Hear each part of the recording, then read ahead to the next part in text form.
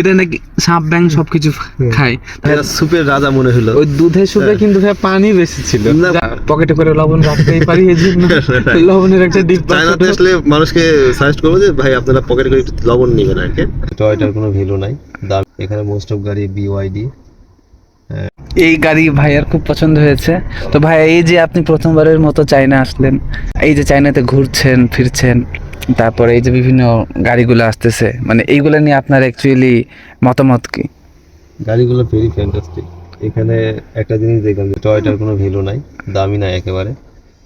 এখানে most of গাড়ি BYD, কিছু বিএমডাব্লিউ, মার্সিডিস, অডিও পাওয়া যাচ্ছে। চাইনিজ আরও কিছু ব্র্যান্ড আছে, আইওন। বিওয়াইডি নিঃসন্দেহে এখন বিশ্বের 1 নম্বরে চলে গেছে। তবে অলমোস্ট 90 or 95% গাড়ি আমি দেখলাম যে ইলেকট্রিক। এখানে তেলের গাড়ি নাই বললে চলে। ইভেন যে বাসগুলো চলতেছে, এভরিথিং। আর সবচেয়ে বেশি দেখতেছি ইলেকট্রিক স্কুটিগুলা।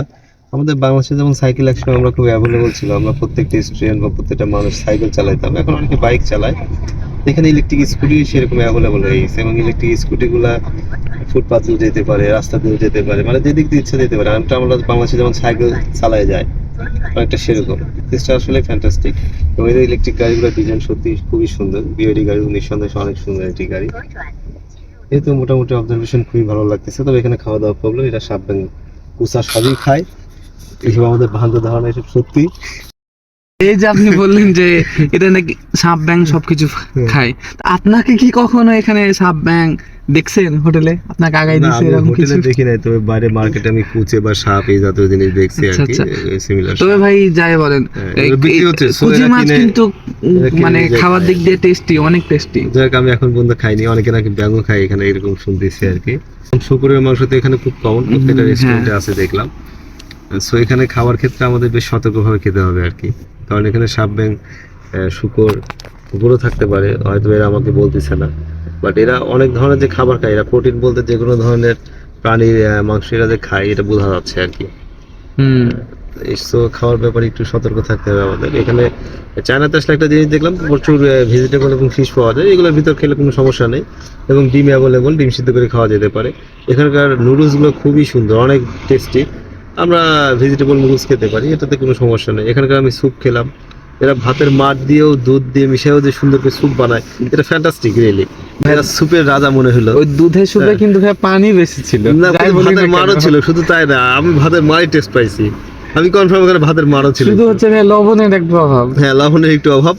এবং এরা মানে অনেক ধরনের স্যুপ বানায়, দেখলাম যে ভাতের মার বা অন্যান্য কিছুর অল্প অল্প কিছু আইটেম দিয়ে পাতলা করে স্যুপ বানিয়ে দিয়েছে। খেতে একেবারে খারাপ লাগে না, খাওয়া যায় আর কি। তবে লবণের একটু অভাব, হালকা যদি লবণ সেটাই গুলাই নিতে পারতাম, মনে হয় টেস্টটা অনেক বেড়ে যেত। হ্যাঁ, লবণ আমরা পকেটে করে লবণ রাখতেই পারি, এই জন্য লবণের একটা ডিব্বা। চায়নাতে আসলে মানুষকে সাজেস্ট করবো যে ভাই আপনারা পকেটে করে একটু লবণ নেবেন আর কি।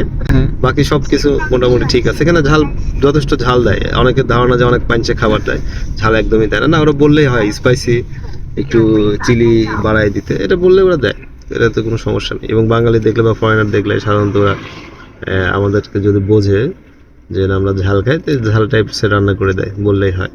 তবে এদের রান্না অসাধারণ নিঃসন্দেহে, এরা অনেক ধরনের সস ইউজ করে। শুধু একটা জিনিসেই সতর্ক থাকতে হবে, সেটা হলো যে যে কোনো সময় পর্ক বা যেগুলো আমরা আসলে মানে খাইতে পারি না, সেই ধরনের খাবার এখানে দিয়ে দিতে পারে। সো সেই ব্যাপারে তাদেরকে বলতে হবে, মেনটেন করে। কারণ এখানে আমরা বেজিং, সাংহাই দুটো শহরে ঘুরতেছি, অনেক ফরেনার আসছে। সো তারা এই ব্যাপারে অ্যালার্ট হয়। আমরা যখনই বলি যে আমরা হালাল খাবার খাবো, আমরা মুসলিম, এবং তারা পর্ক যেখানে যেখানে আছে আমাদের বলে দেয় যে এটা পর্ক আছে, আমরা এগুলো অ্যাভয়েড করি। এই তো চায়নার অবস্থা।